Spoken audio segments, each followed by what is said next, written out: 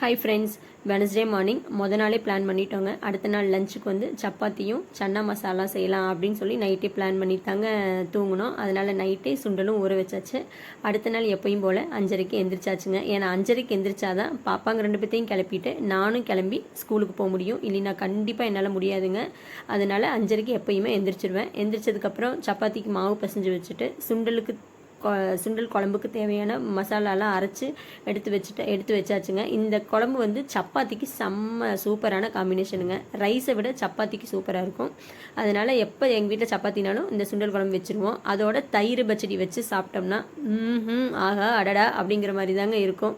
அதனால் காலையிலேயே சாப்பிட்டுட்டு ஒரு புடி பிடிச்சிட்டு லஞ்சுக்கும் எனக்கு அதுதாங்க, சப்பாத்தி சுண்டல் இதுதாங்க எடுத்துகிட்டு போயிருந்தேன்.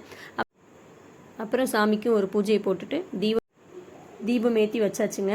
இன்றைக்கி வந்து புதன்கிழமைங்கிறதுனால எனக்கு வந்து கலர் ட்ரெஸ்ஸு யூனிஃபார்முக்கு வந்து லீவ் விட்டுட்டோம் நாங்கள். அதனால் புதன் சாட்டர்டே 2 நாள் வந்து எனக்கு கலர் ட்ரெஸ் தாங்க. அப்புறம் நானும் சாப்பிட்டுட்டு ஸ்கூலுக்கும் கிளம்பியாச்சுங்க. ஸ்கூல் வந்து எப்பயும் போல தாங்க 8:45க்கு நாங்கள் ஸ்கூலில் இருக்கணும். ஸ்கூலுக்கு கிளம்பியாச்சுங்க. பாப்பாவுக்கு வந்து 8:30க்கு வீட்டிலேருந்து கிளம்பிடுவாங்க. நான் வந்து 8:45க்கு வீட்டிலேருந்து கிளம்பிடுவேன். ஸ்கூலுக்கும் கிளம்பியாச்சு. இந்த வீடியோ உங்களுக்கு பிடிச்சிருந்தா லைக் பண்ணுங்கள், ஷேர் பண்ணுங்கள், சப்ஸ்கிரைப் பண்ணுங்கள். பாய்.